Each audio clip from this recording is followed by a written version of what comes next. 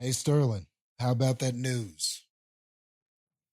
Oh yeah, that's right. Unfortunately, Sterling will be missing this episode of Cinema Slayers due to some prior commitments. So Heather, it is just me and you tonight. Do we have any news? Anything that we want to talk about before we get into this thing? I had one thing. I know you might have something too. So I don't know if you've been watching The Bear. Do you watch The Bear? No, but I keep seeing previews for it. And people keep telling me I've heard a few times that it is a good show. Yeah, it's It's got a amazing. buzz on it. I know that. Yeah, I mean, I feel like personally it's one of the most well written shows like ever. It's really great with like its character development and like fleshing out characters. Um, it's amazing. And I was just gonna ask because like they just dropped the third season and I'm still catching up. Like I haven't really watched the new season yet, but I'm hearing people say that it's like not nearly as good as the other two seasons. And that makes me a little sad because I love that show and I love everything that they did with like the character buildup and the storyline in it. So I was just curious because I can't imagine that they slacked on their writing. So I'm just curious why. I heard somebody saying like the pacing is a lot different, but I don't know. I'm just curious because I can't be hearing that show is bad because I just don't believe it. Something in me just doesn't believe it because it honestly like the first season was amazing and like surpassed any expectations I had for that show. But the second season, I mean, I was just like, this writing is perfection. It's amazing. So yeah, you should definitely watch it. You need to get on it. Get on it. Yeah, I guess I do. The only thing that really TV wise that I have watched consistently is I have managed to see the first, what is it, three episodes of House of the Dragon, their second season. And Oh so yes. far, yeah, and so far I've enjoyed it. I think it's moving along pretty well. I like some of the developments that are happening. So it looks like they're picking up where they left off, and there's been some crazy stuff that's happened. And I like the way this last episode ended, this third episode. So I mean, so far so good with that show. But that's probably the only one that I've really been able to watch consistency. And that's probably just because I have Sunday to Sunday to watch an episode. So it Yeah. gives me 7 days. And then at 8 o'clock on Sunday is when they release them. So it kind of gives me some time with the way my schedule's been lately. But I've enjoyed it for the most part for what they've done. Yeah. So I thus mean, far. I've seen the first episode of House of the Dragon so far and the potential's there. It's definitely there to be really a solid season like the first season was. Um and the I would say the only other one aside from that that I'm watching is The Boys consistently. Um Yeah, I need to yeah. start that. That has been I think that's been pretty good. Like certain Okay. things they do with characters is like it's interesting, which shouldn't surprise anybody. That show is Yeah. wild. But yeah, that's I am caught up on that. So yeah. I mean, those are the three shows this summer though. I feel like those are the things everybody's talking about are those three shows. So yeah, I need to get caught up on my newer shows for sure.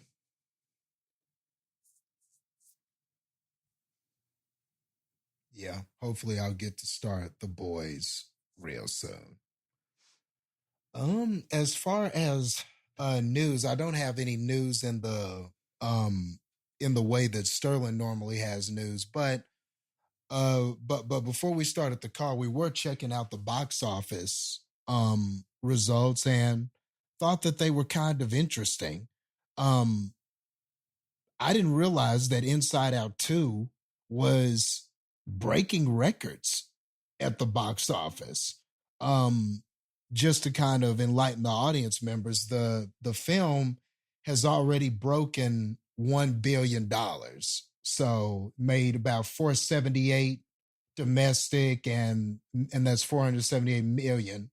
478, sorry, yeah, million, and then 567 worldwide. So it's broke $1 billion. And right Mm. now, articles are reporting that it's actually outpacing Barbie. And you know, Barbie had that Wow. crazy run, but as far as reaching 1 billion, it has reached it faster than Barbie did. So Wow. can it make, but I think ultimately Barbie ended at like, what was it, 2 million or almost 2 million? So I wonder if, I don't know if Inside Out will reach the Talking about amount that billion. Barbie did, but still, that's pretty impressive.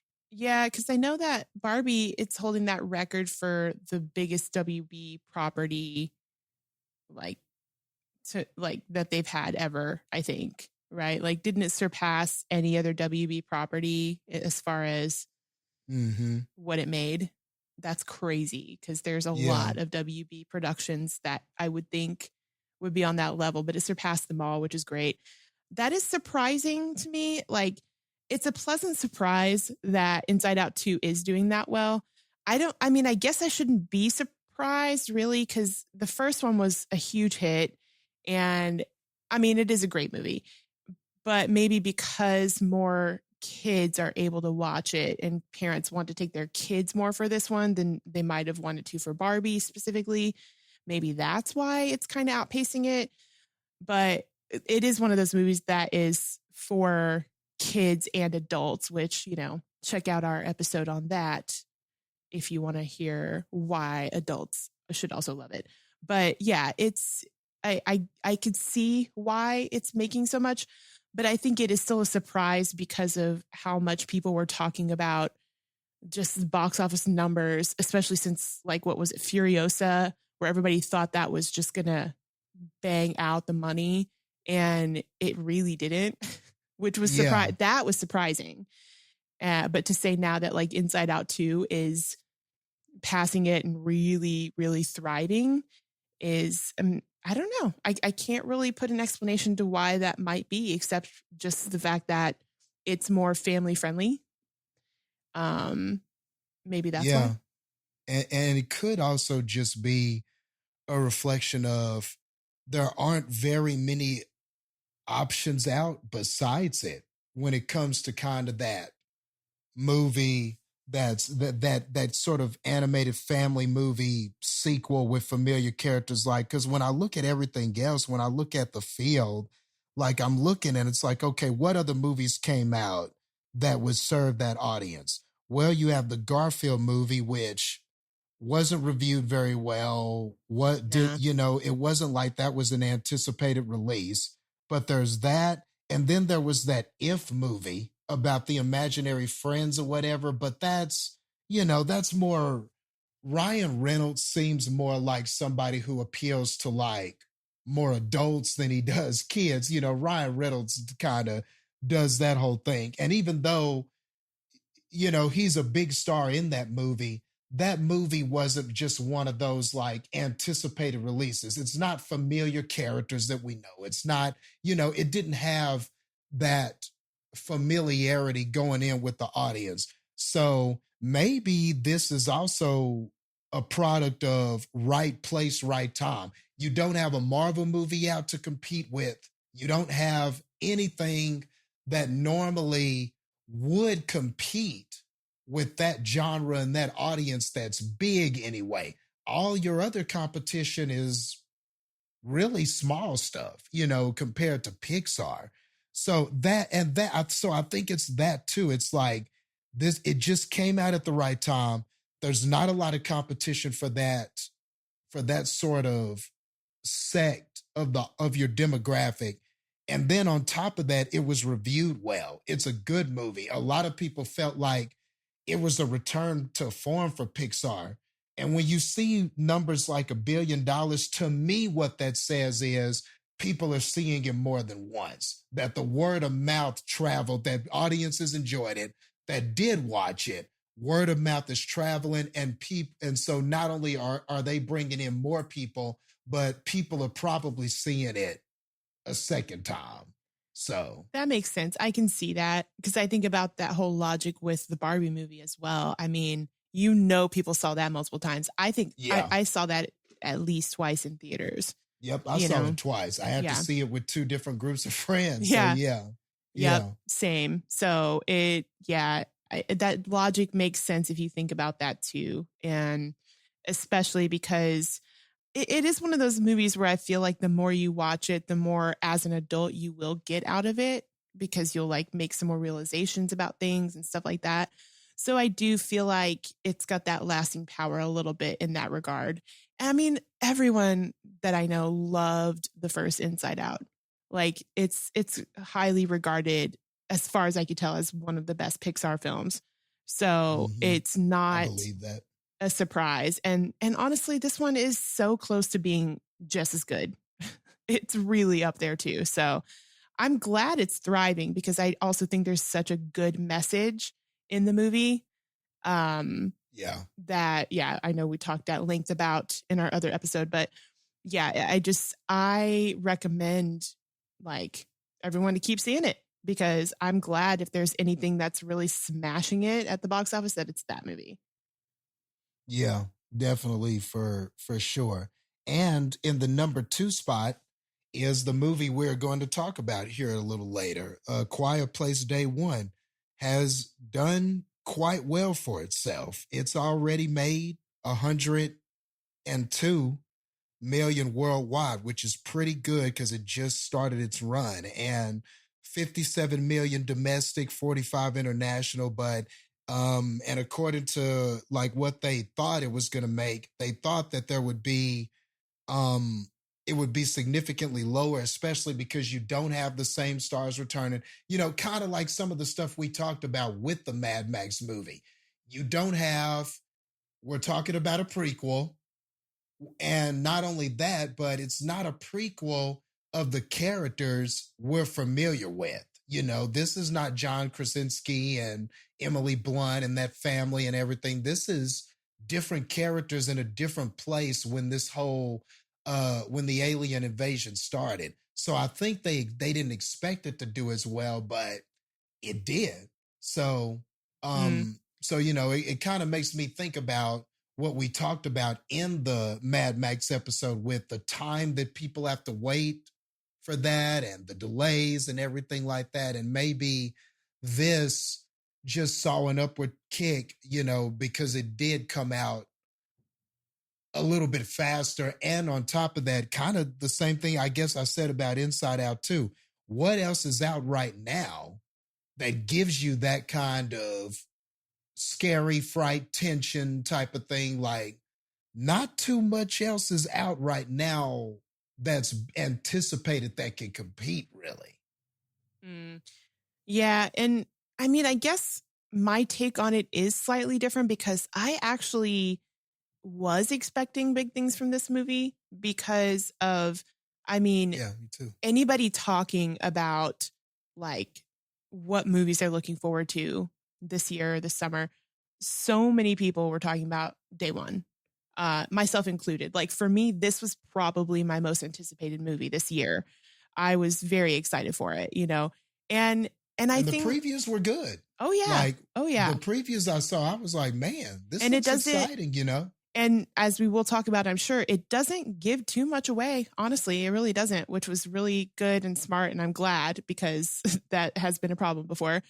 But I think that maybe another sort of advantage they had with this movie is they're also, I mean, Joseph Quinn is coming off of his just like, you know, year of just being the most famous newcomer in the world because of Stranger Things, and hmm having him cast in this movie, I do feel like that probably was a draw because he was just like the talk of everything after Stranger Things 4 came out. And so, I mean, this is like, I think his first thing he's done since then that's come out, right? So I I feel think like so. that's probably part of it too. Like they're, taken advantage of that, as well as, I mean, Lupita Nyong'o. She always, I mean, she's an Oscar winning actress. Like, you know, like I think that she is somebody that does have a little bit of pull for bringing people into a movie theater, you know. Maybe not as much as it should be, which is really sad, but she definitely has a little bit of that.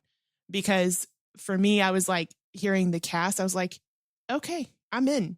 Like, you give me those two main characters, like, I'm down. Like, I don't really need to know much else. It's A Quiet Place, which is a great series of movies, and you got really two really good actors in it, and I'm in. So you knew the acting wasn't going to be the problem. If there was any problem, you knew it wasn't going to be them.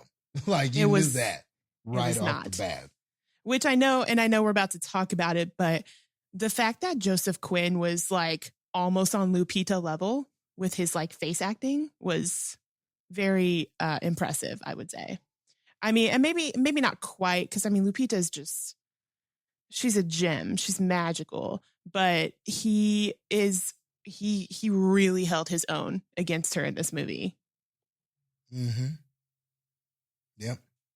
And so now you kind of know that he's not just a one-hit wonder because of Stranger Things. There is something to that actor and what he's able to do and how he's able to be compelling. So yeah, can't wait to discuss a little bit of that more in detail. And I guess the last one on the list that I'm seeing is Bad Boys Ride or Die, which is probably one of the more anticipated releases of the summer. Now, I don't think it was as anticipated as something like Inside Out 2 or A Quiet Place, but Bad Boys has a strong following, and Bad Boys has a series of movies. It's interesting because, like, when you talk about like the buddy cop, odd couple type of movies, like, people don't always say Bad Boys first, but I don't think, like, normally you name off some other ones, but Bad Boys is somewhere in there. You know, you kind of remember them.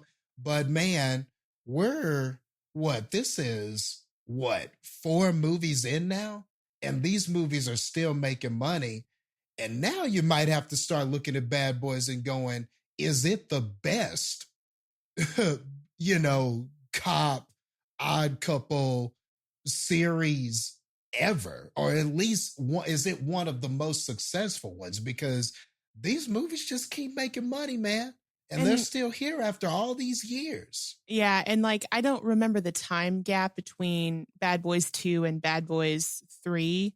But it was a significant amount of time later. Mm-hmm. But I mean, Bad Boys 3 is the best one. Yeah. I mean, I haven't seen good. 4. Like, it was a surprise. Like, it was so good. I have not seen this latest one, but man, 3 was so good. Like, I almost out of nowhere. Like, I was sitting there. I remember sitting there in the movie theater going, why is this so good? Like, it was so unexpected to be that good, because for me, it's one of those where I'm going to watch it because it's Will Smith, and like Will Smith in his like funny movie era, and like against Martin Lawrence. Like, I'm not as big on Martin Lawrence, but also like Will Smith was my very first like celebrity crush. And it was around, Bad Boys, Independence Day, like that time frame. So I'm in. Like, it's not going to take much convincing for me to want to see it. So, and it was one of those where, especially when you're younger, you're just like, it doesn't matter what he does, I'm going to love it. Yep. Because even in a bad movie, Will Smith is not typically the problem in whatever it is. He usually typically will bring it, even if the movie's bad.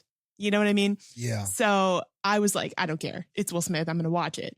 And so the fact that the newest Bad Boys was the best one was like, yeah, it was a pleasant surprise. Let me see, what's it rated. Okay, so Bad Boys Ride or Die, the new one, is 64% on Rotten Tomatoes. Okay. So fresh, but barely fresh. And then not certified, but at least fresh. And then the third one was a 75 I believe I just saw, and it Yeah. was fresh. So, Yeah. and yes, it's such a good movie. It's so good. And I feel like I want to watch it again before I see the new one. But I mean, but yeah, like, and I think that's why I will say I'm a little surprised at how well it's doing. Like, I think it was anticipated because it does have that specific following of people that are just like, I'm going to watch it no matter what. But Hmm. it's not like the entire series of movies has been the absolute best or most talked about. Like you said, even the buddy cop type thing. This is a little, I think they're underrated. Like they're kind of overlooked with that. And it's a good dynamic. It's a really good dynamic. So, Yeah. but I'm surprised a little bit that it's doing as well. But I'm glad because it feels like it's like a revitalization of these movies and these guys, you know? Yeah, and that's just and the crazy thing is that that whole buddy cop thing is such an old, like, that was so big in the 80s and 90s, but that kind of went away. And we just, that felt like a formula that doesn't work anymore. And yet you just have Bad Boys that just continue and it continues to work. So it just kind of says something that this series, even after all these years, they're still able to not only come up with stories that are just interesting, I guess, and somehow add to these characters instead of just doing the same thing 4 times in a row and the same gags, the same laughs, because that's where you would expect this to be by now. But Yeah. that third movie kind of showed, hey, there's layers to this we can add. And Yeah. like, it took some chances that I just didn't expect it to take. And so now, and I think that movie was so good, like we're talking about, it probably had people that's probably what got people in the door for this one. So it looks like, just based on the reviews, there's been a bit of a drop off in quality, but not enough to say that it's a bad movie. And even still, that's pretty impressive for a formula that you hear all the time is tired or doesn't work anymore or is too old school. But I mean, you got two veteran actors. They have great chemistry, probably natural chemistry, because I do believe they are friends. Like, they are actually friends. So, and maybe there's just something about that, man. Yeah. It's just something about those guys that just keep on ticking, Yeah.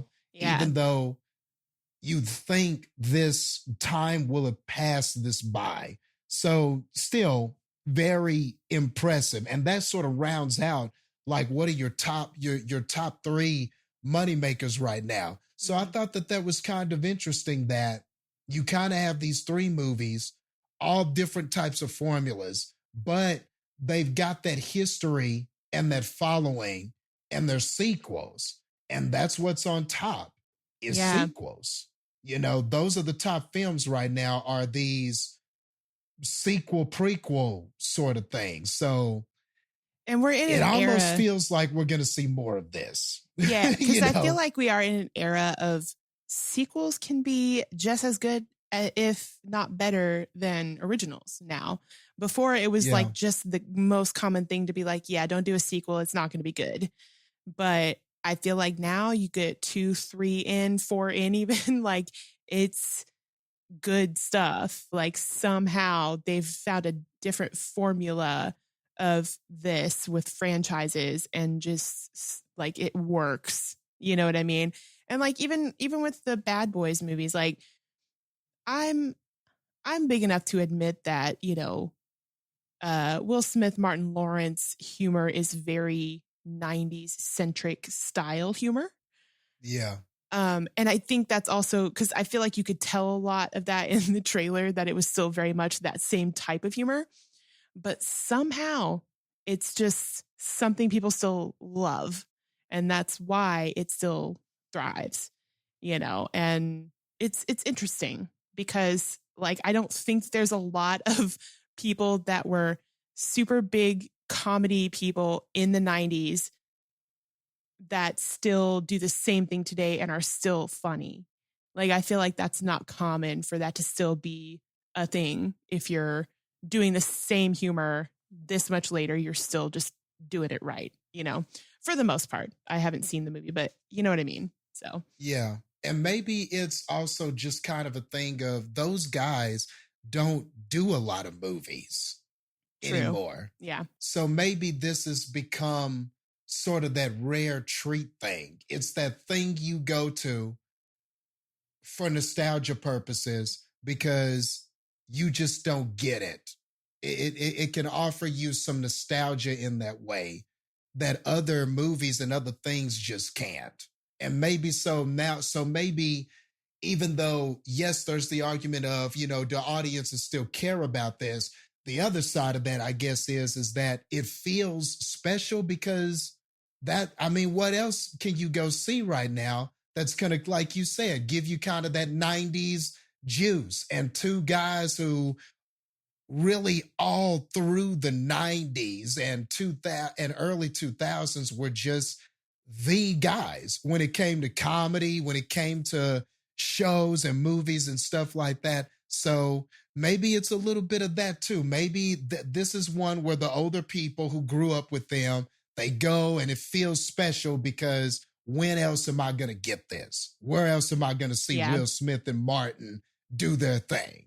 You know what I mean? This is the only opportunity to see that. So, oh yeah. Mm-hmm. So I agree.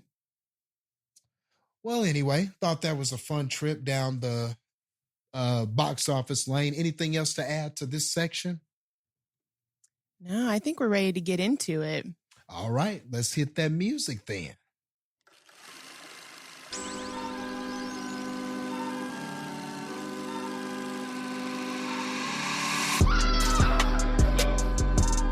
Somebody will listen to me. Nobody knows anything but you. All right. Are you ready? Yep. Come on. Cinema Slayers.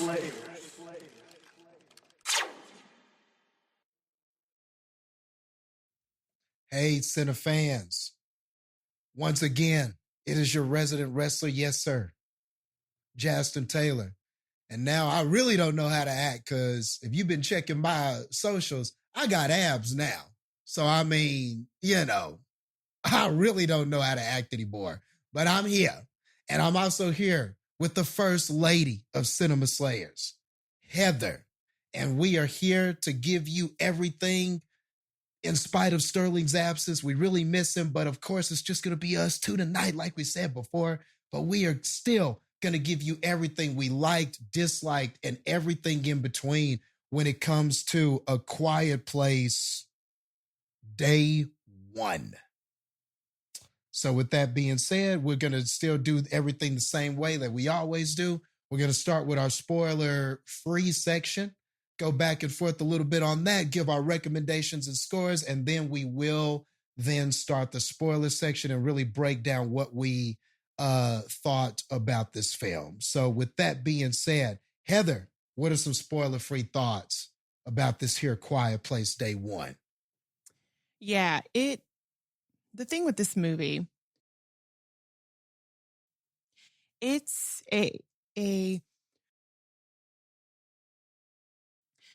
it's a movie that is very different than the other two because, like we said before, different people,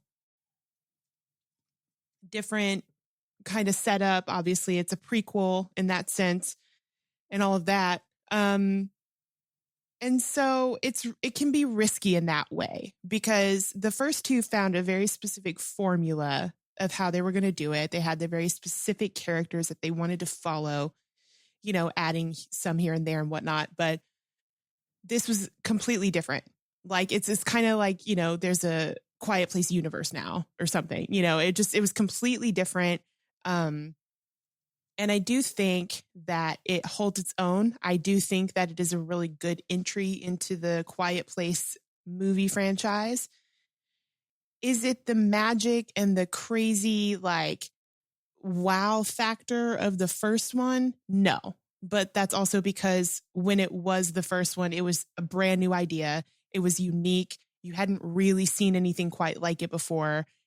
And that's why there's something special that feels a little untouchable about with the first one. It's almost like you can't really reach that caliber. I mean, they probably could, but I don't necessarily think this one does that. However, it's pretty on par with 2 for me. And I think that's because the characters, honestly, I feel like the way they develop these characters and I feel like this is a more emotional movie. I feel like there's a lot more, and that's crazy to say because if you know the story of the first 2, there's emotion, there's sadness, there's, tension, there's all of those things in the first 2 as well. Honestly, again, it could be just a credit to Lupita mostly and also Joseph Quinn, just their performances with trying to navigate this world of what is the world now, doing it together and just seeing how they're dealing with it.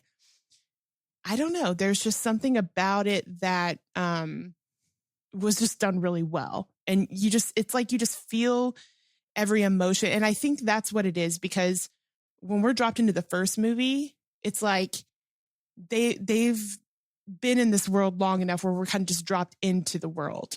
They kind of have a little pattern down. They know the things to look for, the things to watch out for. And this one, nobody has a clue what's going on. And it's the emotion of what's happening and the emotion of, I think I'm going to die because I have no idea what's going on and all of that. So it's a different type of emotion that it brings. But there was just something about it for me that I don't know, these characters just really resonated with me in different ways than the ones in the original 2. So I just appreciate that while they had very different characters, they still did an equally great job of making you care about these characters, I think. So that's why I think it still really holds up. There are some things about the movie that I think definitely are not the best. As far as they could have done things differently to make it a little bit more realistic in this world that they're creating, but not a whole lot. It's really just nitpicky things because it's a creative, original idea. And I think that they really carried it out well.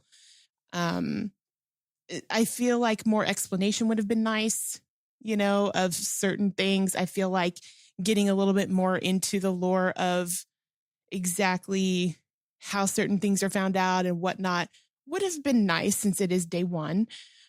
We didn't get that, but I also feel like part of that's okay because we're put in the perspective of people from this world who also have no clue origins of things. So I get it. I just think that, I guess maybe I wondered if they were going to do a little bit more of, all right, it's day 1. Why are these things happening? Why is there an invasion? All of these things.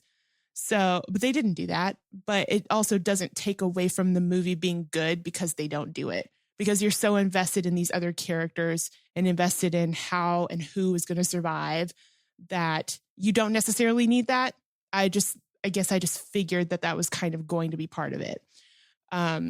Again, didn't have super set expectations other than just the expectation that it was going to be good because it was part of the Quiet Place franchise. And it did hold up to that, definitely. I think it had some tension. It had, again, super great character development, really sentimental moments, things like that I just really appreciated about the story. And yeah, but again, it's not a perfect film, but it definitely is a very worthy entry for this franchise. Cool. Yeah. And I too think that it is a worthy entry into the franchise. I thought that this was a good movie. I'm in agreement that we still haven't quite reached the effectiveness of the first one. Just the effective use of silence and sound and just some of the tension that they were able to build in the first movie was like was like Apex, like Quiet Place. And maybe some of it too was the newness of it.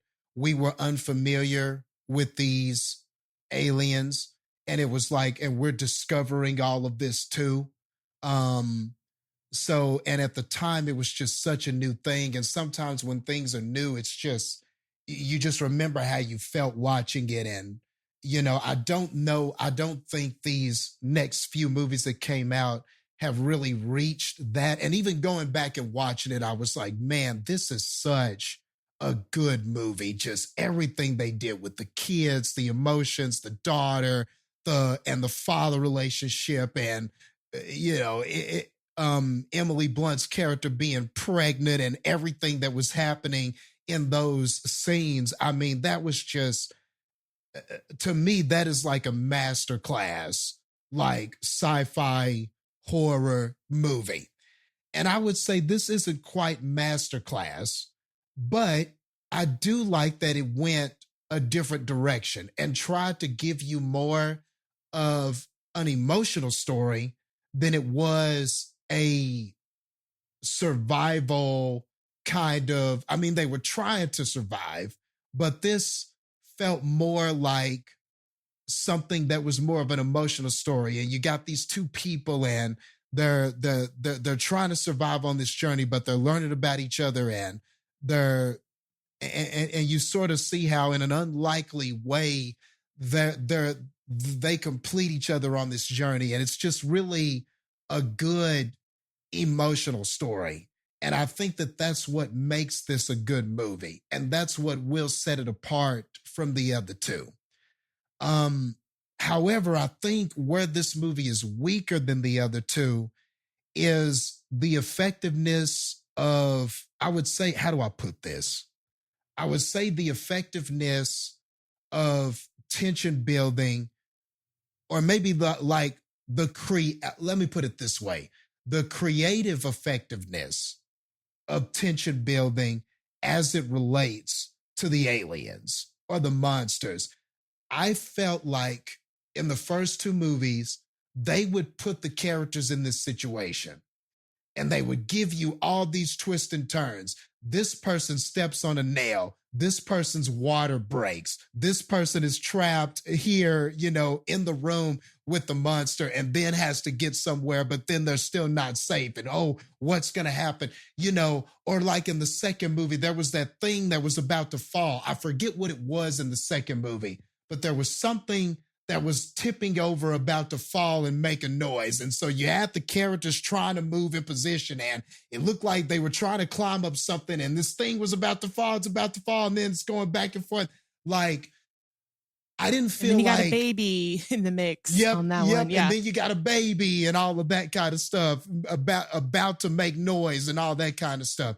So I don't think we quite touched those creative heights with this. We sort of, now that's not to say there weren't some great scenes with the aliens and the monsters, or maybe not great, but like effective scenes with the monsters. But I found myself just enjoying more of this movie when there were no monsters. And we were just kind of connecting and talking and That's kind a good of way getting to understand these characters. So I feel like for the most part, that's a good thing. But in comparison to what this is supposed to be, I think the double-edged sword of that is that you sort of took a back seat with the creativity when it comes to like what you could do with the monsters and what was happening with them. So I think that's kind of where I sat with this movie. I too really enjoyed these characters. The acting is incredible. And these are two very credible actors that are good at being compelling characters. And then you kind of combine their powers in this. And so it's just ultra compelling, like moving character stuff. But I think the other part or the other compliment of Quiet Place and what makes it so great too is all of the frantic, tension-filled, creative things they do with sound when it comes to the monsters and these characters trying to escape and everything like that. And I felt like we were way more creative in the other two films, not as creative in this film, which I think would be its weakness. But overall, I really enjoyed this. And I thought that even though it had the tough task of being a prequel where you don't have the same characters, there's no John Krasinski here, there's no Emily Blunt, you know, you don't have that family. But for it to still, and then the character that was familiar to me, that was in the second Quiet Place, I thought that character was going to have more of a role in this, and surprisingly doesn't. So, and I can't really say that's a disappointment per se. I just thought that that person would have a bigger role, and it wound up, nope, we got these other two people we want to develop and for you to kind of care for. So ultimately, maybe that was a good decision, but I was surprised by that, especially just the way the previews worked and the billing for this movie. That actor's always mentioned and is mentioned as like a big part of this. And really it felt like was more of a minor role in this. But again, overall, well executed film, well shot film. It looks good. You still get some tension-filled moments. It was a blast to watch in the theater. You know, these Quiet Place movies, you want to watch them in the movie theater. You need that sound blaring and to really get jump scared and to really like feel what the characters are feeling. It just feels like these movies are always best served watching in the movie theater. So this made for another fun popcorn good time. So yeah, overall, I did really enjoy the film. Yeah. All right, recommendations and scores? Yeah, I think we're ready for that. Recommendations and score. All right, I'll start this one off. Yeah, I'm going to recommend it. Like we were saying, I think that if you are a fan of the first two, nothing about this betrays what happened in the first two movies. Now, so I want to temper that. You know I said that some of the stuff with the creative stuff with the monsters takes a back seat to the character development, but I don't want that to seem like there are no exciting scenes with monsters or the monsters are just an afterthought here. That's not true either. So I don't want you to take that as an extreme, but I think that the story is good enough and compelling enough to hold your interest, even though you're not seeing the same characters, even though this is not presented the same way and the same timeline that we presented the other two, like as far as sequentially what's happening with those specific characters, but still it does an effective job with the aliens. It does an effective job with the story. And overall, it's a well-executed sci-fi horror thriller film. So I think it checks off more boxes than it fails to check off. And honestly, the failures are very few in between. You know, I'm sure we have some nitpicks and things like that, or people may have preferences. Oh, I wanted more of this. But overall, I don't think any of those things make this a bad film or a film that I think a person wouldn't enjoy, especially if you like the other two. So I'm going to recommend it, and we'll go ahead and I'll give it 85 pizzas that may not have been the pizza you were trying to get, but in other ways winds up being just as satisfying out of 100. Nice. Yeah, I mean, I do have to agree with you on a lot of that. And, you know, even though I do feel like I was saying, they do a great job of equally making you care about these characters. I do realize that they're up against a family that was in the first 2 movies that you just follow their entire story. So of course it's not quite the same, but considering you're doing a completely different family, completely different environment, I still think that they really they make you care just as much, especially by the end of this movie, about these characters.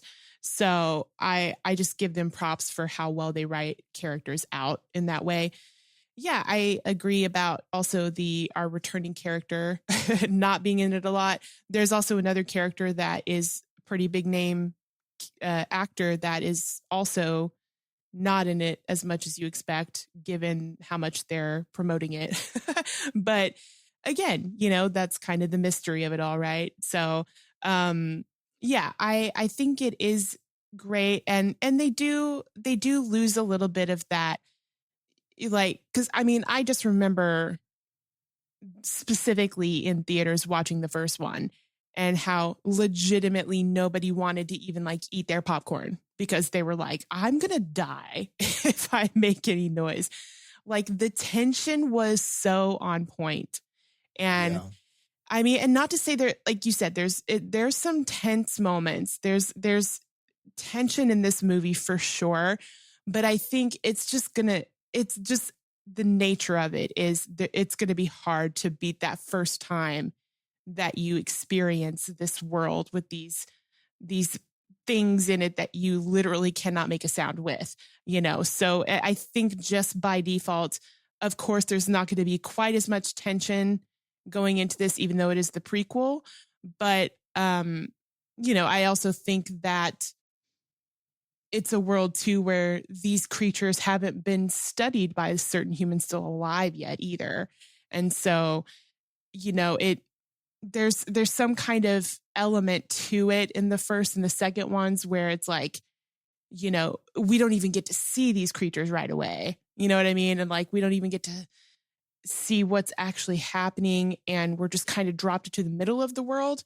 And that, I think, is what makes it so tense, because you're just like, I don't know what's about to happen. I don't even know what we're about to see. I don't know what they're going to do. I don't know what they can do, but of course with this movie, you do kind of already know those things. So a little bit of that tension goes away, but considering, and even in spite of that, I still think they do a very good job of making you care about this world, like making you like, I would be on board if they did like a series about just different parts of the world and what's happening on the first day, or what's happening just in the middle of this world when these things are already on it. I think that'd be a kind of cool series to watch. I think you could do a lot with something like that. But, maybe people get tired of it at that point. But I think that they are pretty smart with how they roll out things in this film, and how they've managed to make each one a little bit different, yet not too different where you're like, this has nothing to do with anything else. So I do appreciate that aspect of it as well. Like you said, the acting is 0 bit of a problem. The acting is great. It's really well done. So yeah, I'm going to give this movie, I'm just a little higher than you, Jastin. I'm going to give it an 86. Frodo the Cats for the win out of 100. Cool. So what? That's should have calculated that. Hold on. So 85. Technically, yeah, I guess we round up, right? 86. Yeah, so we round up. So I guess it is, and the Cinescore is an 86. Probably should have asked this before we got on, but did Sterling even get a chance to watch this or give an opinion on this at all? I don't believe so. Okay. Yeah. Okay. Cool deal. So then that means that the official Cinescore is undoubtedly an 86. Yes. Are we ready for spoilers? Yes, let's go. Spoilers.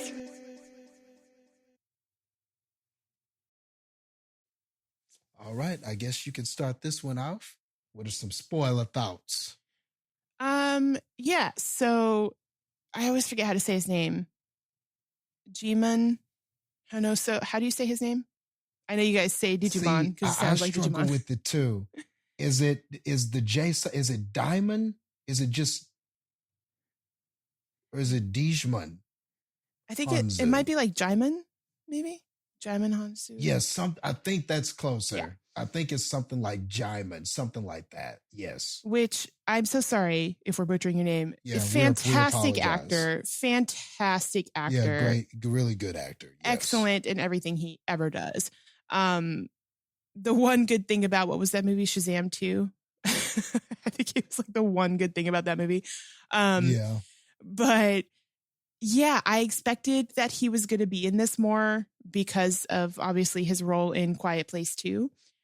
I was wondering if it was going to be, the continued journey of, essentially, is this going to be like what leads into his getting to wherever they were in the second movie? But it doesn't quite get that far. I mean, I'm sure it's kind of, I imagine that the people we see on the boat by the end of the movie are probably the people that end up going to that little island, that little place. But yeah, I definitely expected to see him more. And I do think that he had a very surreal moment in the movie of, like what I expect a lot of these people, because this takes place in New York. I expect so many of these people to still be freaking out, not sure what to do, and just being like screaming their heads off, yelling, going insane, like just being all loud and everything because they have no idea what's going on. And he runs into a character who's very much like that. That's going to get him killed. And so he unfortunately has to, I don't even think he intentionally meant to kill him, if I'm thinking right, but he ends up killing a guy so that they don't all die, and that's kind of the only kind of arc we get from him in this. And then he's kind of disappeared until pretty much the end of the movie. So, but he's still effective. He still does what he does, and you love him for it. Like there's no notes to his performance. It's great. It's just, I would have been fine with more of him. The other character that is definitely not in it as much as I expected is Alex Wolff, who plays a hospice nurse, who's also, I've always been a big fan of him. I think he's great. Like, I think about him in Hereditary. I think he was such a standout in that movie. I mean, he's great in a lot of things. He's great in a lot, but yeah, I just I like that he had a role in this because he's good with face acting, if that makes sense. But again, he just was not in this quite as much as I expected. But I feel like it kind of becomes obvious that he's going to end up dying fairly early on after this thing takes place. But you still don't want to see it. I still would have loved to see him to the end of this and everything like that. But he was a good character for the time he was there. But again, he's just not there that much. So I feel like probably one of my biggest complaints about this movie is, we see obviously day one of when these aliens come and just invade, and New York is super loud. New York has all the noise, and there's just so many of them crawling around New York. And it just seems like there's panic and chaos, obviously, but it almost feels like by the next day, if not sooner, everybody just kind of already knew what to do. Like everybody already was like, we got to be quiet. We can't make any noise. When I feel like it's so new and you know nothing about these creatures that you would still be frantically losing your mind trying to figure out how to survive, and that you would not have just that quickly figured out that, oh, if you make sound, that's when they attack. So that's really my biggest thing where I'm like that. I mean, there's obviously a lot of things that aren't really realistic about the movie, but that I was like, if you could make that a little bit more realistic, I would have enjoyed it, because yeah, I just feel like immediately everyone's like, all right, crash and burn of everything in our precious city. Now we know we just got to be quiet. Like, I don't know how they made the correlation so quickly to that being the resolution, you know? And even like, I get that when you're in a panic, you're kind of just following suit. So like Lupita Nyong'o's character, I think her name is Sam. She's just kind of like wakes up and she's like told to be quiet and not make a sound. But like, I just feel like she picked it up so quickly without asking any questions. And I just feel like it would be in your nature to really be like, but why? Why are we being quiet? What's going on? You know, or even just like unaware that you're making noise because you're not used to the fact that you can't make noise. You know, like you're not conscious of it sometimes, that you're like, oh, I just stepped in a place and I made noise. So I think that felt a little bit too like, how did they know so fast? You know, but I get some of that. And like, I think what it needed was you needed a scene, even if it was just one scene, where somebody sort of learns or discovers maybe in hiding that they're listening. You know, I get what you're saying with that, because yeah, it crashes and it starts so quickly and it's so frantic and they're just ripping and tearing people apart and all that kind of stuff. But then, then the next scene, people are hiding and going, shh, be quiet. And so I get it. I get that. Now, obviously, if you're hiding and you're not making a sound and they walk right by you, then I guess you could deduce from that, okay, they can't smell me because if it's that close, it would have found me. It can't sense me or anything like that because I was right here and it walked right by me. So yes, maybe after hiding a few times, maybe you could deduce that they have to be able to hear you, but it's still, I get what you're saying. It would have been nice. We get that they deduced it, but yes, it would have been nice to kind of see some scenes of somebody or people making that realization. You know what I mean? And we still haven't really gotten that yet, that scene. And especially because this is supposed to be Quiet Place day one. And so that's where I feel like if you're going to introduce that, like that's the movie you do it in. You know what I mean?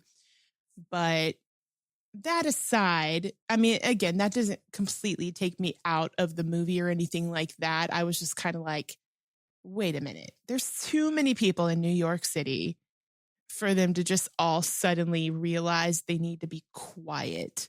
You know, like there might be a subsect of people. There might be like a small group of people, even just the people in the theater realizing it or whatever it is. You know, it could have even been like I don't know, like the people in the theater were already being quiet because they were in a theater. But then across the street, there's like a, you know, loud bar or something. I don't know. I feel like that might be going too far into it. But you know what I'm saying? Like there's just things they could have done to where it's like somebody realizes what's happening and they're like, wait a minute. Like, let's think about this, you know? But yeah, you don't really get that moment. You get the aftermath of that moment. But getting that moment in the day one movie, I think would have been really good. But I will say I did not realize that Lupita's character Sam was in hospice. I didn't realize that she was dying. I think that they did a good job of concealing that in the trailer. Maybe that was just me. I didn't catch on to that.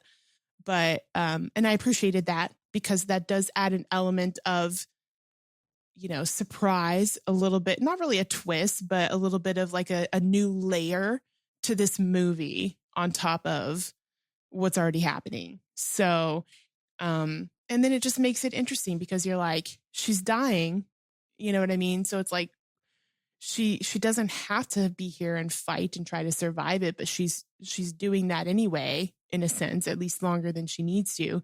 And why? What's her motivation? What's her reason?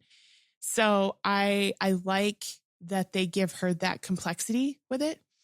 And I like that obviously we're slowly like revealing her reasons for her actions. Like her whole thing throughout this is I want to go get pizza and all of this stuff. But it's like a very specific place in the city that she wants to go to get the pizza.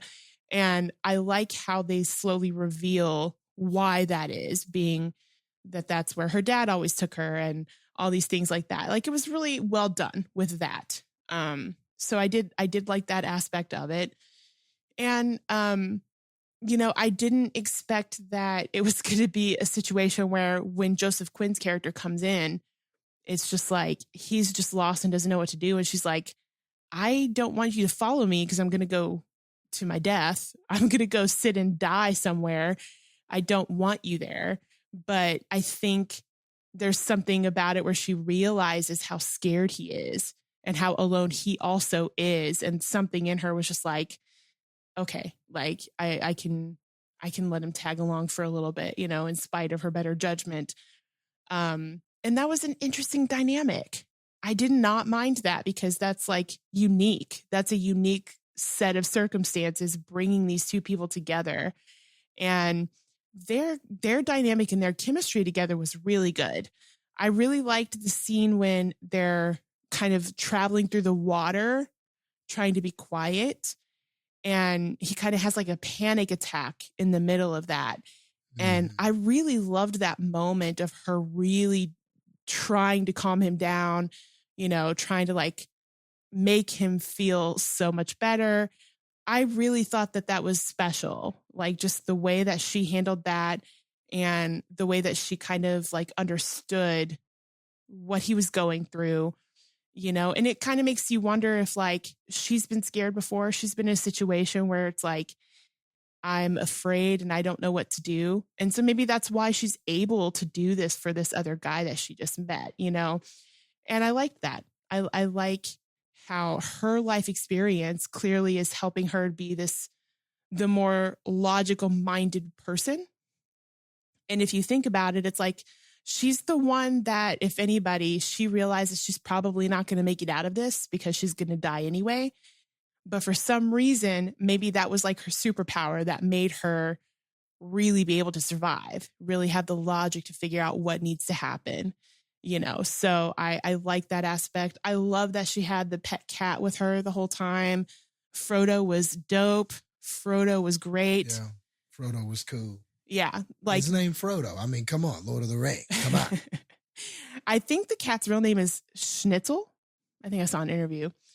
But yeah. So yeah, and I loved the cat. And I'm also like glad the cat lived, because in those movies, when you get an animal that's a big character, you're always worried that animal's going to die. So I'm very glad it did not. Yeah, there were just some really great like moments. And I really liked the moment when they kind of, I don't know, was it a chapel or something that they kind of landed in? Yeah. They came up through. Did they land there or did they come up through the ground and wound up there? They burrowed through. Yes. And they wound up there. Mm-hmm. Yeah. That was crazy. Yeah. And like, I really liked that moment too. I really like what you said about, you like what's happening outside of the monsters in this movie better. I agree. I like where they were going with it. I like the story unfolding beyond the chaos of these monsters coming to the world. Because that moment too, like when they're just in the chapel and you just feel this, like, I guess, desperation and hopelessness, but also really trying to get it together. Like, I really enjoyed that. I saw an interview too with Lupita where she was talking about how she likes that there wasn't much dialogue in this movie, because she's like, as a scene, when you have a scene partner and you're just so reliant on dialogue and the next line and saying the next line and reacting to it, that when you don't have that, you're communicating better with your scene partner, because you have to do it through your emotions. You have to do it through your expressions and all of that. And she's like, I felt like that gave me more freedom as an actor. And I really like that. And I think that that's true, because I just don't feel like you would get the level of emotion in this movie that we got if you got more dialogue. because it's these two people trying to figure out their own feelings on top of each other's feelings about what's going on, and trying to be brave for each other because they're kind of all they have at this point. And it's really, really good. And I think that's a great, like, just dynamic to have in a movie where it kind of feels like the world's ending, at least in their eyes. You know, I mean, maybe it is, we don't know. It's at least being taken over. So it's just it was a cool dynamic. And like, even though, Joseph Quinn's character, Eric, was like so afraid and so terrified, he still wanted to make Sam feel something good, you know, even in spite of it. And, you know, he wanted to take care of her and make her last days as comfortable as possible. And I really like that too, because that shows just like a really, you know, kind heart in the midst of, I just want to get out of here. You know, like he could have easily been like that and been like, no, I'm going to go on that boat that you told me to. I'm going to leave you here. Bye. I'm done. But he stays there and he kind of takes care of her and decides like, I hate being around these monsters, but you need medicine. So I'm going to do what I got to do, you know? And I feel like they kind of inspired each other in that way. Like she inspired him to be brave, and he inspired her to just kind of enjoy the little things a little bit, you know, especially like when they finally get to that pizza place and whatever. And I love that too, when he's just like, it's not the pizza you want. It's not Patsy's, but it's pizza, you know, just kind of like, let's use our imagination right now. This is what we're going to get. We can make it work. And just really trying to give her a good time and be like, oh, look at all these people. Let's give them a show. And it was a really sweet moment. And I love that because, I mean, she needed that major. So I don't know. It really is those little moments in this movie between these characters that does make the movie as good as it is. And I think if you don't have that dynamic between the characters, it actually really could have fallen flat in this franchise. But that's really kind of what makes it thrive. Like you were saying, it's just these characters and this story going on behind the scenes of this day one attack of the monster invasion. Yeah, good stuff. Good stuff. Yeah, and a lot of that I pretty much agree with. Like, it's just I just felt like the scenes that you mainly walk away remembering are just a lot of those scenes with Lupita and Quinn together. Just the times where Sam and Eric just got to learn a little bit more about each other, whether it was one consoling the other or vice versa, or it was one kind of discovering something about the other person, or just those moments of levity where they're both feeling the same thing, or they both need a release, or they both just need to calm down, or they both need to just process out of the hopelessness. You know, there were just times where the characters just had to sit in the silence with each other. And that was a very meaningful thing to me, because sometimes it's not the talking that is therapeutic with someone. Sometimes it's just the presence of someone, just somebody there, just sitting with you or screaming with you, or just there to just kind of sit in the silence of the moment with you, can be a very therapeutic thing. And sometimes, you know, the presence of someone is a present in that way. So I like how they sort of had some moments like that, because those moments feel just, and they were doing such great acting in those moments. And I guess, you know, that speaks to this interview you were talking about, where the opportunity for them to emote those things rather than having to worry about saying those things must have really helped bring levity and a sense of authenticity, realness to those scenes. So yeah, those were very effective scenes in those moments. Um, I liked how at the beginning, right off the bat, they kind of showed you the attitude of the Sam character. I like how she's there at the hospice and they're like in a group kind of get together meeting sort of thing. And she's reading out this poem and it's super like, it's funny because she's basically saying everything is shit and this is shit and that is shit and this guy walks this way when he has to shit. And, you know, she's kind of, so you get the sense that this is a person with a sense of humor like that, but you also get the sense that this is a person that is in a very pessimistic state of mind. Like, I've got cancer. Nothing about this is fun.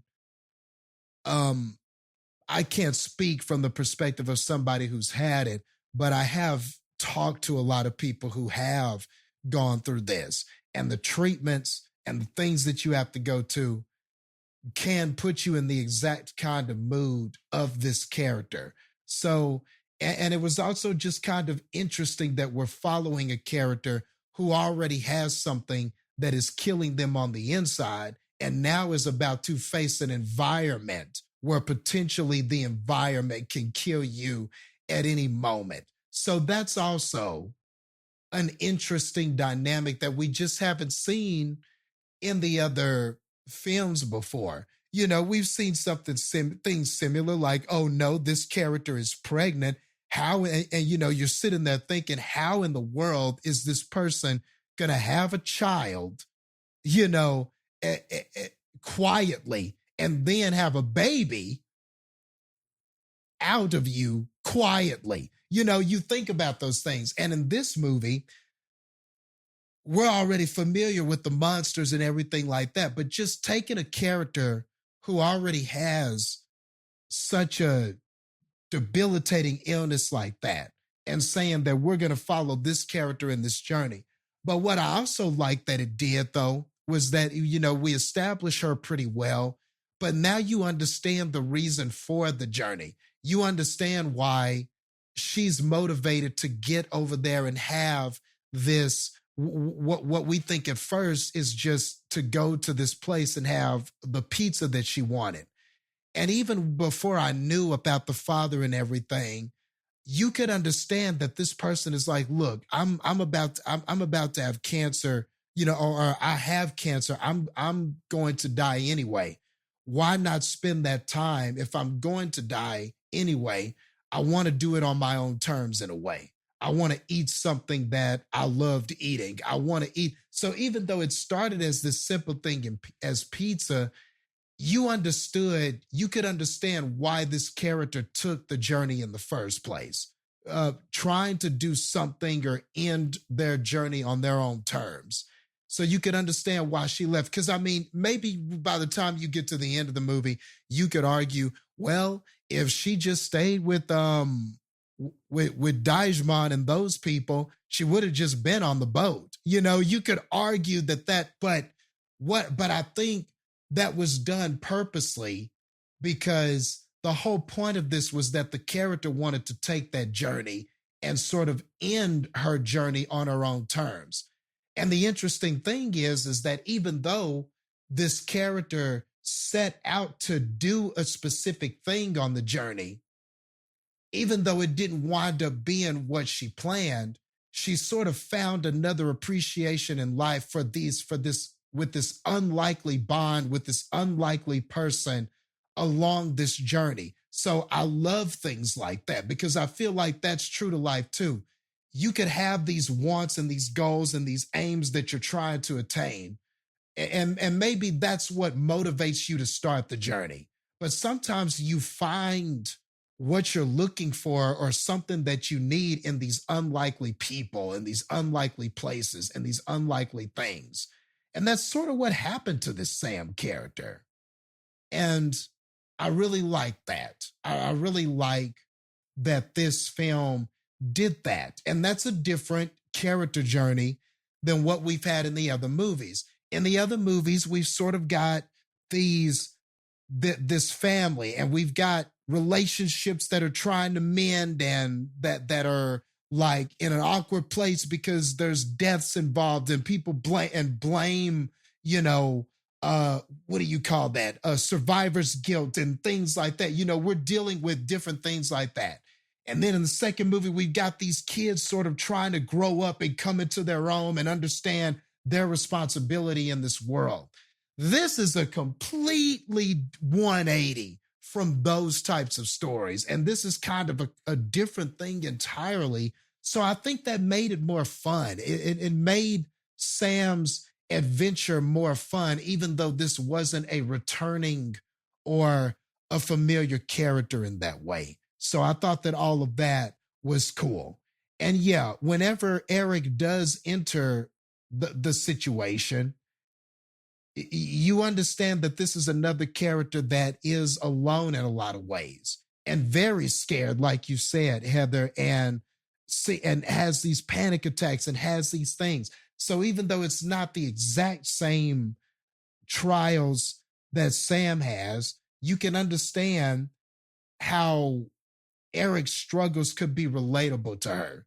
She knows what it's like to feel alone. She knows what it's like to kind of have this debilitating ailment. She understands. And then, and even though early in the film, our nurse that was trying to take care of her, take her to get pizza, different things like that, maybe at first she was acting a little dismissive towards him. But I think another thing that's great about the movie is that you could see how in her consoling of Eric at times, some of the things he was trying to do and some of those things that he tried to like help when he was trying to connect with her and calm her down and things like that, you then saw her try to use some of those things on Eric, and sometimes she was effective in using those things. So I think that even though she said she kind of told that character in sort of a hurtful moment, you're not my friend, you're just a nurse or whatever, you're just kind of a caretaker or whatever. I think that in her actions later, you saw how that relationship was significant, even though she dismissed it initially. And so, like, as the movie goes on, like you were saying, there are some fun kind of tension-filled moments. One thing that I can say about the monsters and their dynamic with this film that's different from what we've seen in the other films, but I don't think that we've seen in the other films just the sheer number of these things in a herd going back and forth and traversing here and there to attack something or do something. And that was sort of a different dynamic that this movie brings. Just seeing what seemed like hundreds of these things all together going towards a sound to destroy it just was a very scary visual. Normally we're used to seeing one of these things or just a couple of these things or something like that. But to see almost the screen field of them, and they're just galloping, for lack of a better term, to destroy the sounds that they're hearing or try to go to the source of where this sound is coming from, that could be a pretty haunting visual, just given what we know about them and how indestructible they are and how few weaknesses they have. And these are people that don't know really any of that.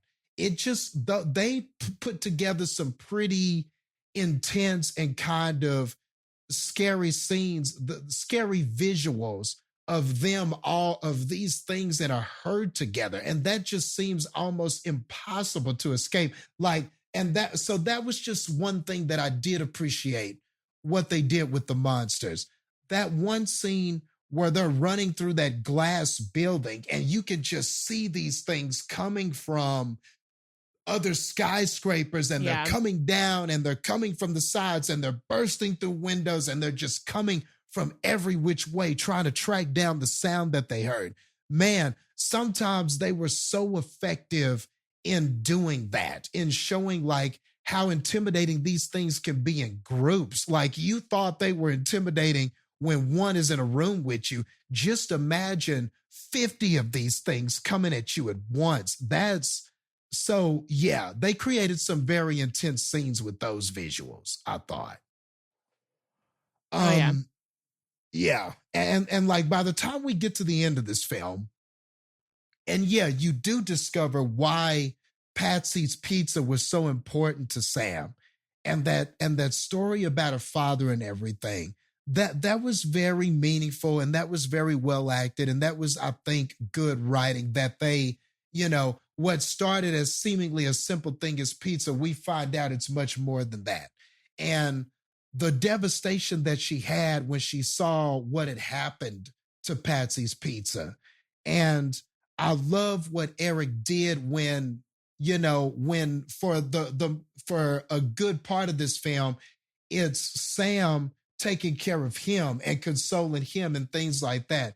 But in that moment at the end, Eric really takes care of Sam, and just everything that he did, going and getting that pizza and writing Patsy's on it. And like you said, Heather, using the imagination to sort of pretend that this was a full place in a show, like how she used to remember it with her father, and just taking her out of the moment and enjoying each other and enjoying each other's company, and him sort of having that heartfelt moment with her and sort of winning her over almost as he won us over in Stranger Things. Like that was just such a great scene. And that's the scene. And those are the kinds of scenes in this movie that you ultimately remember more than you remember the monsters or what they were doing or the times we almost got eaten or slashed up.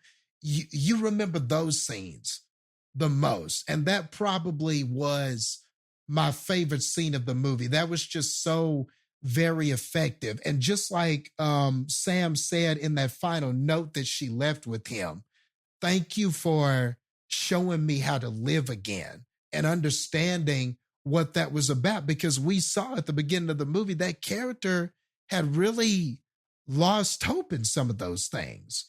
And to find that hope in an unlikely place in an unlikely journey with an unlikely person, it's just a very uplifting sort of thing. And in the end, we saved Eric and Frodo, and Sam got to go out on her own terms, and happy that she was able to save someone else. So I thought that they found a way to have a very meaningful ending in this. Despite, like you had mentioned earlier, Heather, not really answering a lot of questions about different things, or how did they learn about certain weaknesses and things like that. Like you saw those like I remember back in the first movie when Krasinski's character had all these newspapers, and some of them were from New York, and it was like the creatures need sound in order to find you and all of that kind of stuff. So I really thought that in this movie, we were going to have moments like that where the New Yorkers learn and they report this, and this stuff is reported, or maybe we meet somebody who is a member of the media and he's taking notes constantly as we're on the move and stuff like that. And so then you put two and two together and go, okay, that is how this stuff gets out to the rest of the public. I thought maybe some of that, and maybe some of it still does. We had a lot of survivors get on boats and stuff like that could have easily wrote stories. But I thought it would have been cool to have seen some of the loose ends in the other films get tied up with this one, with what people were learning and first discovering about these monsters. So I do agree with you. That is something that I feel was missing. Like, as touching as this was, connecting it in some subtle ways with what we've seen before, I think would have been nice touches that wouldn't have taken away from the film.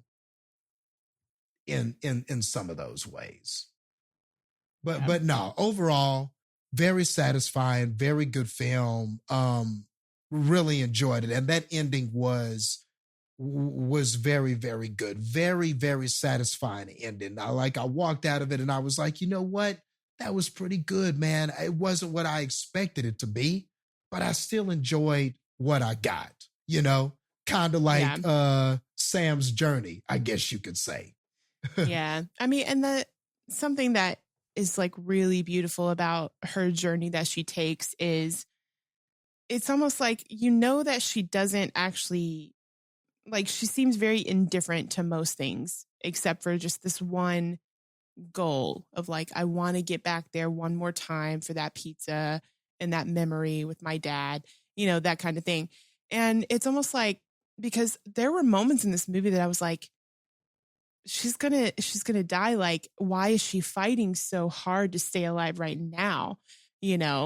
And then you just remember, like, it's because, again, not only does she want to go out on her own terms, but it's like, it's almost like this goal, this journey to what she wants her end to be was sort of a motivation for her to stay alive longer. It's like that was sort of her driving force, even though she was running out of time. It was a really cool thing because she could so easily be misunderstood as far as like, like, why do you care so much about this thing? Why do you care so much about this memory? Why are you even trying to help somebody when like all you're about to do is go die anyway? Like, there's so many layers to that because, nobody wants to die like that anyway. But I mean, you see at the end, sort of kind of what it ends on is she unplugs the music and then the monster's just behind her, so it's like, maybe it wasn't that she just didn't want to die by these monsters. It's just, she's like, I don't care how I die because it's happening either way. I just want to have this last thing on my list, like almost like a bucket list thing of, this is the only thing on it and I have to do this and I will not allow myself to die before it happens. And that's kind of a cool thing too.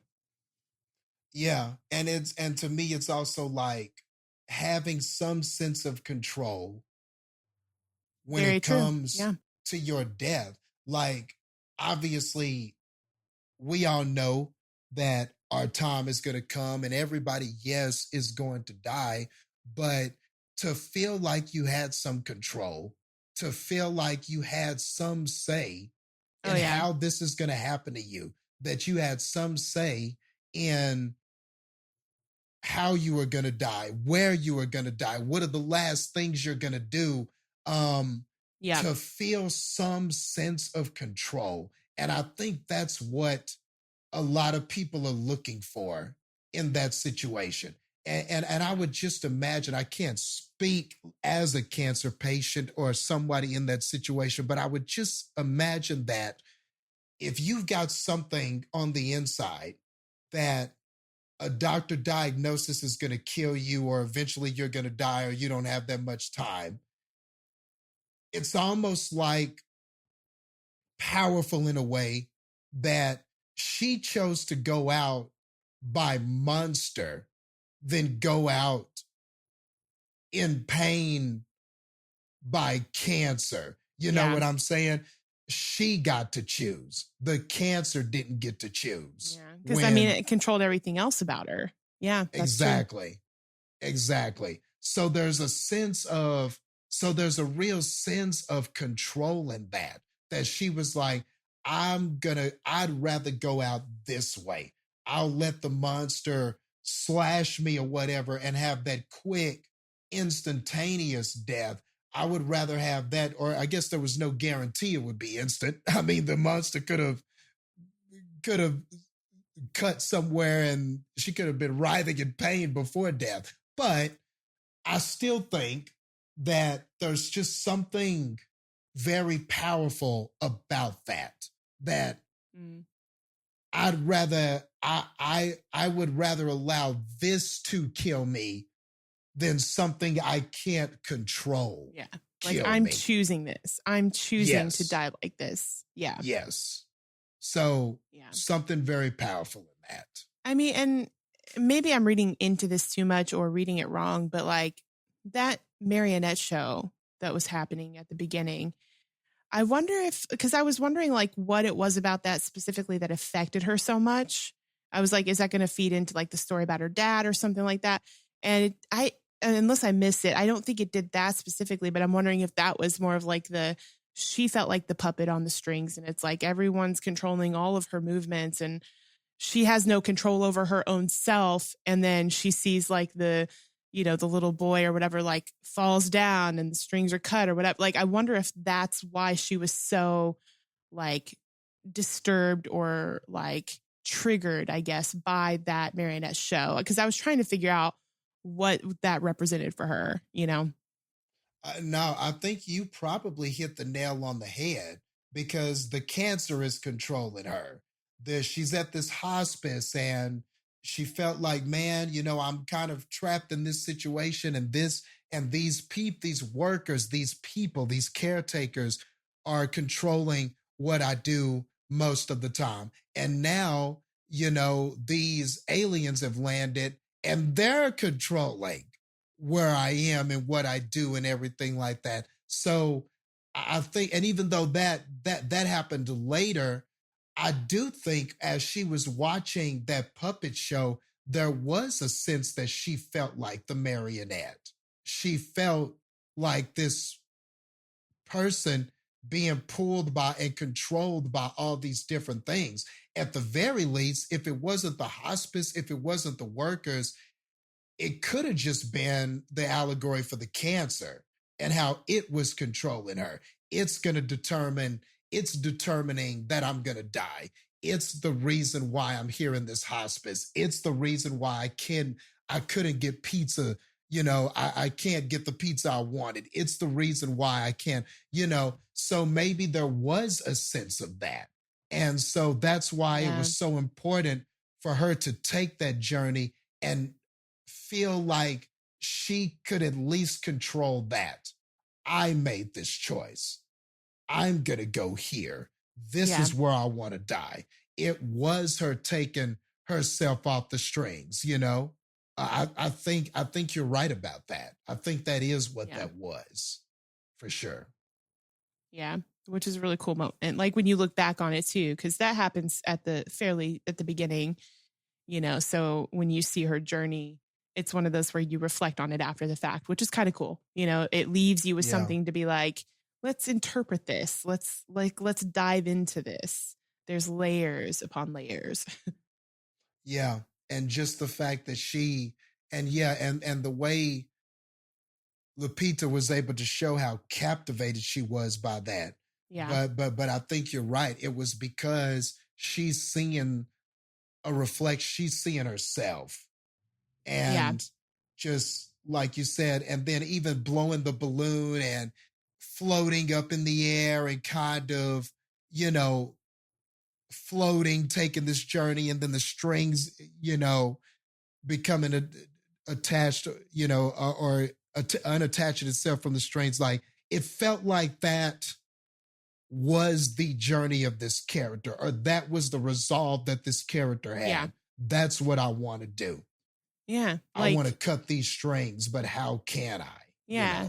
I mean, because it's if I'm remembering right, she was a poet, right? She wrote poetry, and it's like, maybe that represented like her life of like, this is the journey I was trying to be on, and I kept going up and up, and I was getting there, and then I fell hard because of this cancer or whatever else, Yeah. Oh yeah. That's cool. I like that they did that. Yeah. Very good way to not only foreshadow the journey, but also, like we said, just allegorically in that way, kind of show a reflection of this character, like how one moment can sum up something to this character, and you kind of understand. And again, just another way to bring some relatability to that character, but in a fun, artistic way, a memorable way. In this movie. Well, with that being said, did you have any other spoiler-free thoughts on this one? I don't think so.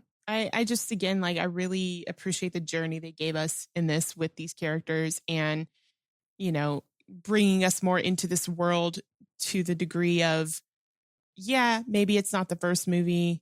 Maybe it's not even necessarily the second movie, but it's still a story and a world that you're intrigued with nonetheless. And I appreciate that they kept to that tradition with this one. Yeah, and the thing about the Quiet Place movies, all of them really, is that I think that's what sets them apart.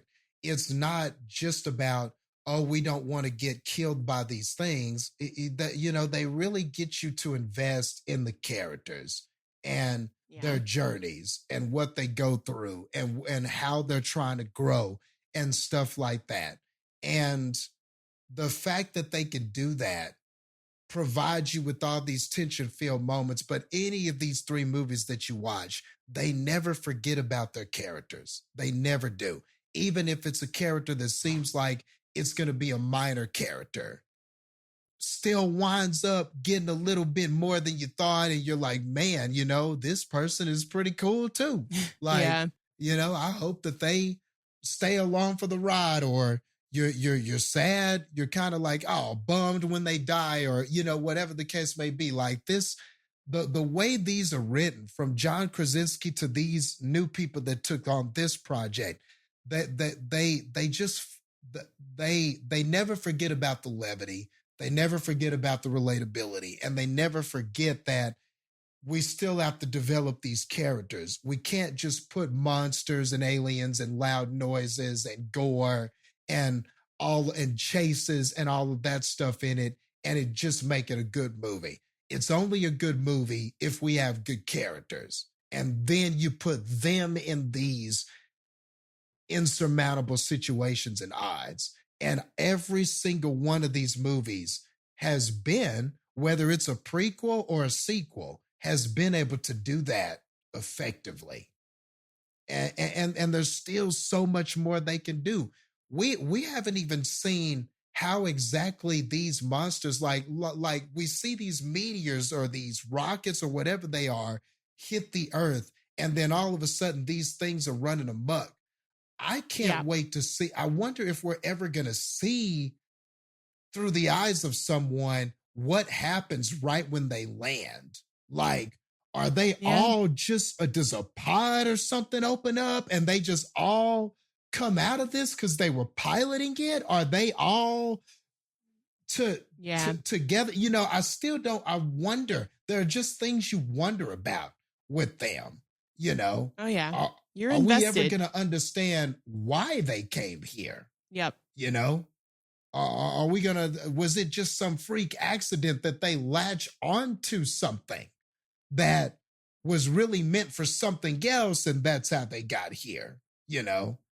Is there some intergalactic zoo on some other planet where they just house a bunch of these things like cattle and they just escaped somehow? We don't know. You know? Yeah. And I do think it's interesting that, like, in a sense, New York City plays a character itself, because you see the what it kind of says at the beginning at New York about like how much noise it is, and it sounds like one big scream. And I feel like maybe that's why that's where they headed first, you know, because big scream is what they noticed. You know, I feel like maybe that's what they were going for. But it's kind of nice to know that there's like options of what it could actually mean, you know? No, I didn't even make that correlation. But now that you say that, that would actually be kind of cool if that's what sort of why they set their sights on that part. I didn't even think about that. But yeah, now that you say that, yeah, I could see how that tracks. So that'd be interesting if that's why. And see, these are all these little fun things that we've had 3 movies now, and still, and I think that's also incredible too, for these movies to be as successful as they are, but still, you have not answered a lot of questions about why these aliens are here, why they targeted this place, how do they even arrive?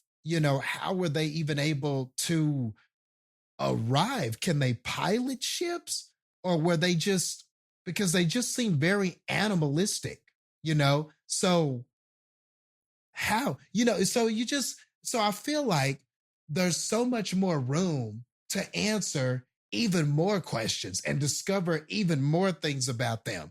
But yet and still, we've got 3 successful movies that are compelling and everything like that. And they haven't even, I feel, scratched the surface of Oh yeah. these aliens. Yeah. And that's kind of neat. Yeah. That's pretty cool. It is. Yeah. I mean, I still wish we got a little bit more, since it is day 1. You think you would get, but you're right. It's like you feel like there's a whole world of things and whatever to think about and investigate and want to know about with this world, with the people, with the monsters, everything about it. Yeah. So that's the kind of great thing about these movies. Like every one of them, you're just like, I need more. I need to know more about what's happening here. And, I am very impressed with how much they keep up that intrigue 3 movies in. So, yeah. Yep. Definitely the product of effective storytelling. Oh, yeah. Up to this point. Even being passed off to different people to do the project, but still kept the spirit of what John Krasinski started. So that's pretty freaking neat. But with that being said, that is going to end it for tonight's episode of Cinema Slayers. Of course, you're going to want to follow us. We want to hear from you. We want you to be a part of the conversation. So you can hit us up on Facebook, Cinema Slayers Podcast, at Cinema Slayers, on Instagram, on Threads, on TikTok. And what's the one I always forget about the movies? Oh, yeah. Why did I almost forget? Letterboxd. Letterboxd. Yes. Catch us on all of those platforms. And of course, we will have this in video form up on YouTube as well. So definitely subscribe to those, follow us, subscribe, and become a part of this conversation, because we want to hear from you. And of course, it can't end without us saying that Cinema Slayers is pro slut, pro Sydney, pro naked, justice for Chris, stuntman, Todd. Yes, and Todd. How could I possibly forget Todd? It was just trying so hard to make that Kong Godzilla movie watchable, and nobody would listen to him. So yes, we are pro all of those things. Want to thank Mondo for our theme song and everything, respectively. And don't forget to tell your family, tell your friends, tell your mothers, especially, because mothers love Final Cats. Come on now. Okay. Of course they do. Of course, mothers love cats. I'm pretty sure we got a lot of cat ladies out there that would appreciate that. Yes. And if there is nothing else, even though I really don't want you to, please remember that according to me, by accident one time, I said Moon Knight was a Best Picture winner.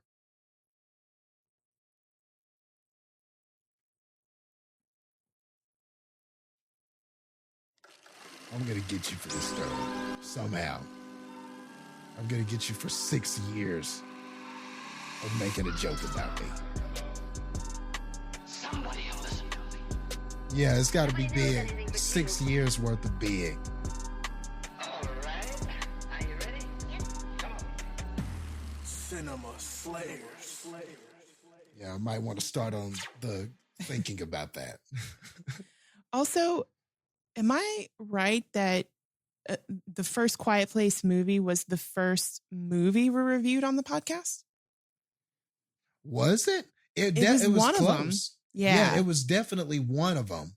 We did It was. we did the Rebel Without a Crew movies and interviews. And then I think Quiet Place was the first non-Rebel like movie we reviewed, if I'm not mistaken. And then I know we just celebrated our 300th episode, almost at the halfway mark. Episode 149 is Quiet Place Part 2. So almost like at half of that 300, we did Quiet Place Part 2. Oh, that's cool. Wow. So they're almost exactly like they almost are almost exact to the number apart, and we almost did this one for the 300th. This was close to our 300th episode. So that's interesting, just kind of the relationship we have with Quiet Place. Yeah, it's cool. I'm like, if we're going to have the connection with the franchise, I'm glad it's this one, honestly. Yeah. Could be worse. Yeah. I'm glad that we sort of started when this started, and now we've seen all the movies and it's still good. Just like Cinema Slayers podcast is still good. So that's right. So hey, what do you know? Oh yeah. All right. I guess we'll see everyone next week. We're out.